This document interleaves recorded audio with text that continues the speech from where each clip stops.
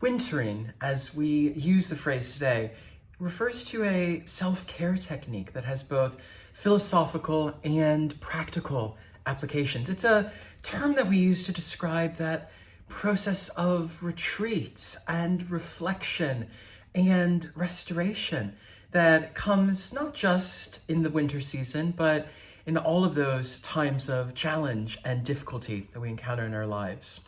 If you're new here, I'm Dr. Alan Johnson, and on this channel, I talk about the mind, well-being, productivity, and change for thinkers, makers, and everyone in between. The term wintering, as we use it today, was perhaps most prominently returned to attention in the 2020 book, Wintering: The Power of Rest and Retreat by Katherine May, which speaks about the nature of wintering, that inward contemplative period, as a response to life's challenges, to illness, to loss, to emotional upheaval, and finding a sense of rest and restoration through an intentional retreat. What our process of wintering does is helps to align us with natural rhythms that can nurture both our mental and our physical health. And viewing retreat as a time for renewal and a time of acceptance and change is something that we have the really fantastic opportunity to do at the end of every year. In the Northern Hemisphere, it is winter now, and the nights are growing dark and cold, and the days are short, and there's more opportunity for staying inside, whether in moments of contemplative stillness or with close family and friends.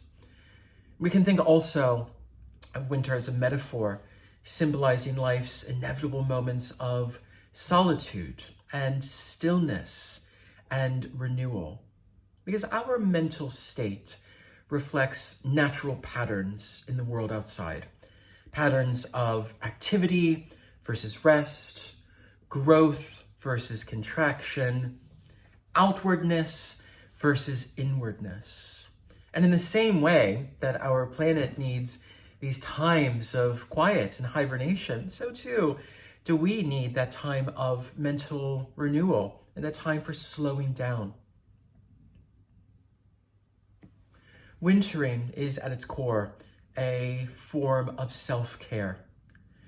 The self-care that we sometimes forget about during the busy, warm parts of the year. The self-care that involves simply slowing down, simply reflecting, and simply withdrawing from any unnecessary events or activities. It's about finding a sense of balance, returning to a sense of inward fullness of who we are without needing there to be anything beyond us or outside of us. There are many ways in which we can practice this self-care technique of wintering, and I'll talk more about those at the end of the video. But I want to think first about the meditative quality of wintering in self-care. Because meditation, just like wintering, encourages solitude and stillness and present moment awareness. Precisely the things that we have a tendency to forget about in our day-to-day waking lives, or the things that our day-to-day waking lives encourage us to forget about. Meditation invites us to embrace that silence, to embrace that inactivity. So while of course meditation might be part of your winter hibernation self-care activities, we can also think of our daily meditation as that miniature form of hibernation. If meditation is completely new to you, or if you want to continue to expand and develop on the daily practice of meditation, I'll put a link in the show notes below to my online 30-day course, which walks you through essentially an at-home meditation retreat, day by day, exercise by exercise. This could be a great thing to begin in the new year, any time of year that you want to find a little bit more of that inward stillness and calm. The other major connection between meditation and wintering is the significance of acceptance. Learning to accept the coldness and the darkness of the outside world as part of a natural cycle.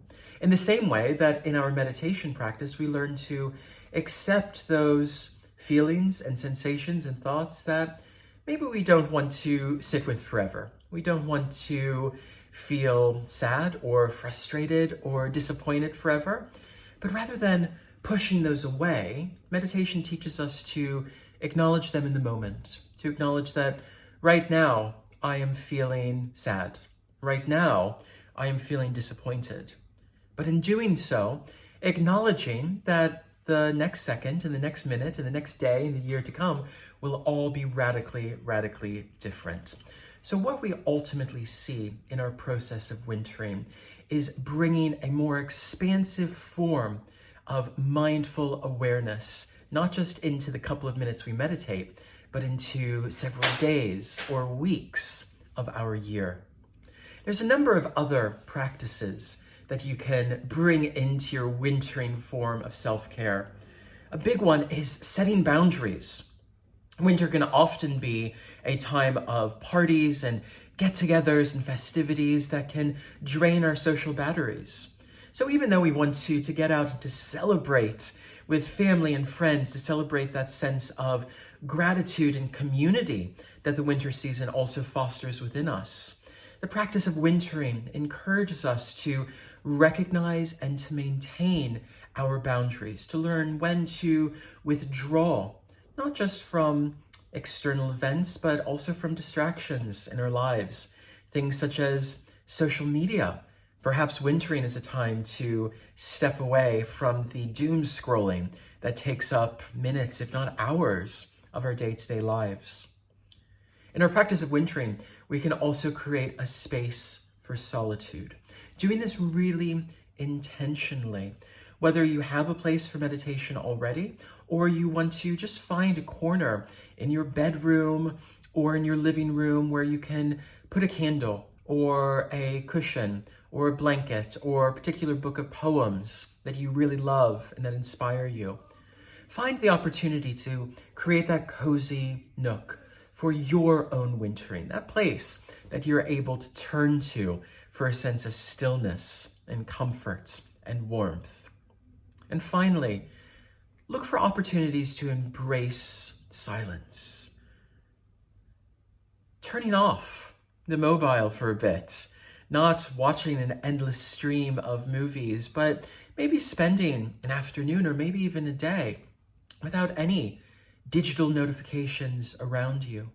Learning to sit in a place of complete stillness and complete silence can be really challenging for us at first, particularly if we live our lives in a constantly changing, rapidly evolving modern world as we do. But winter is the time of quiet and stillness.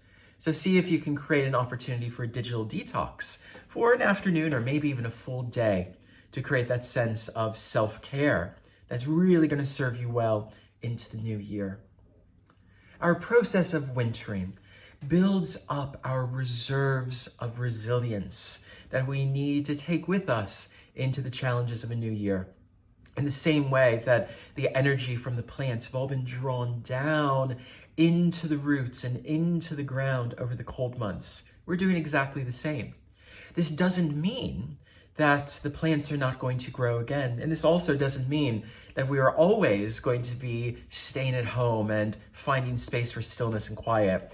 In the same way that there's time for wintering, there will be time for the big, bold, radical, outward expansiveness of spring and summer and early autumn. But in order to get there, we need to make sure that we've taken the time, like the natural world around us does, to gather in all of the energy that it needs and to learn the lessons and to integrate those lessons from the previous year.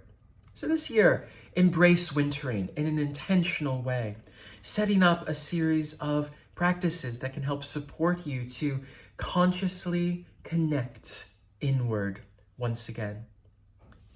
Please share this video with someone that you think might gain from it and might want to share in the wintering experience as well. And if you haven't already, like and follow, because throughout the year, the videos on this channel cover the way in which the seasons around us can teach us a great deal about how to manage our own energy and how to manage our interactions with others and the world around us.